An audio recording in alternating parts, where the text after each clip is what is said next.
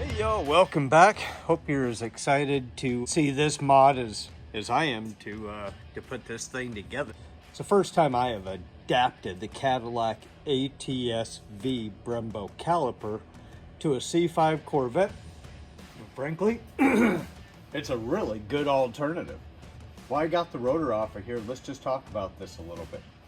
All right, so what you see here, this is the Cadillac Brembo, and this is the 4-pot ATS-V coupe or sedan caliper. This is also used on the CTS, if I remember right.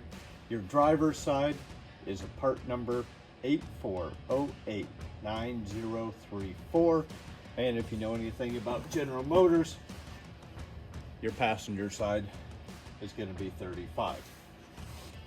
Your rotor over here, this is the where is it? The 18A 2535. You will need 2 of those, and this is from the Chevrolet Corvette C6 Z06, and this is their front rotor for that particular car. Well, I got the rotor off of there. Let me show you how this adapts. And it's really simple. You no longer use the caliper bracket. You eliminate that. This lines up.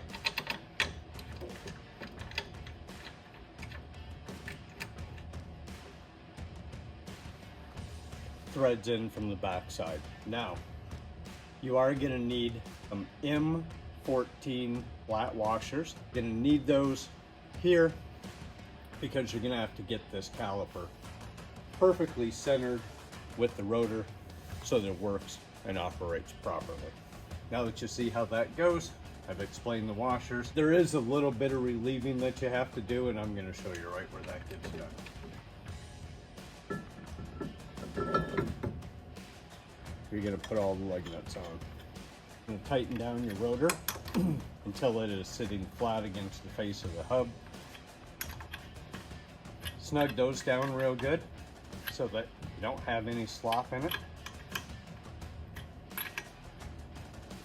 Hand tight seems to work pretty well. So what you'll do from there is grab your caliper,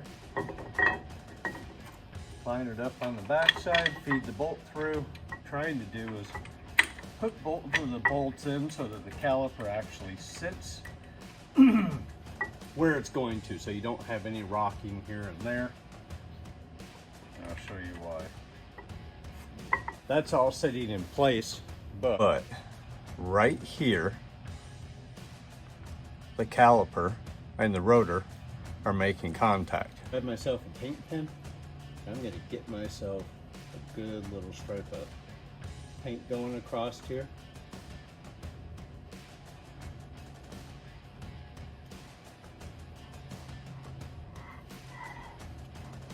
And what that's going to do, it's going to transfer to the spots where this caliper's making contact.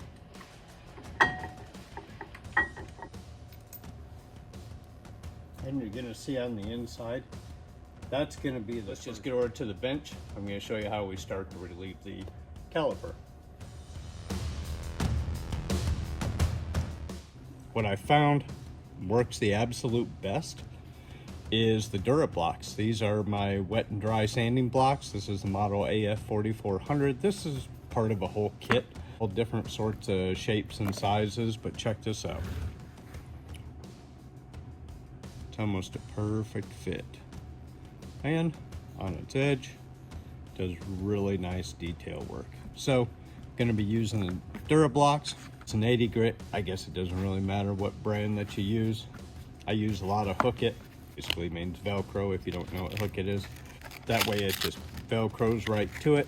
This is going to work out really good, and then you can just clean these up when you're all done. Now, on the caliper, we already had our paint mark. We know exactly where it's hitting. I've relieved the other one. It has to go over a pretty good little bit. We have to flatten that ridge out of here. That becomes a little bit of a problem, so that's got to go. Here on this side, you'll actually see where we didn't add paint, but the rotor is hitting it. right there. So that's the other spot that we're gonna do, and you see just a couple of swipes with the sandpaper, it just starts working away at it. Let's get started. I ain't gonna do it self.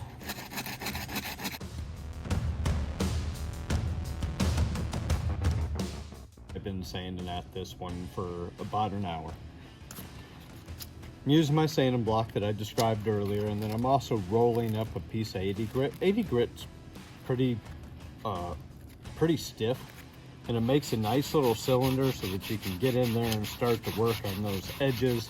And then additionally, I'll show you on this end right here, as you're rolling it back and forth, you're going to see you're going to start scratching up all this paint. Then you're going to want to get that sanded and looking nice and smooth, but this edge is already pretty, I'm going to say that edge is there.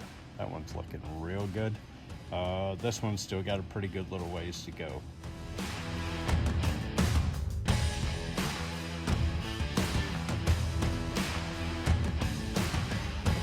Using some 220 grit, I'm rolling that up as well in a round shape, and now I'm just going at it, and I'm going to get all those deep scratches from that 80 grit out of there and smooth out this finish. That way it doesn't look so bad. After I finish up with the 220, I'll go to a 320. Matter of fact, I'll go to a 320 right now and just show you guys what it looks like. You can almost polish aluminum just by sanding it. Okay, now 320.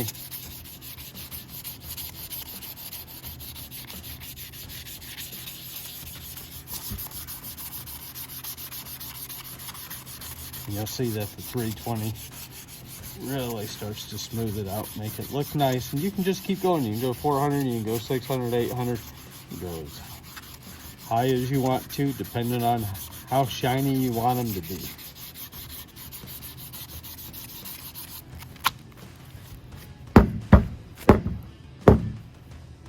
Just like that, starts to smooth it all out, make it look real nice. Doesn't look crappy when people look inside your wheel.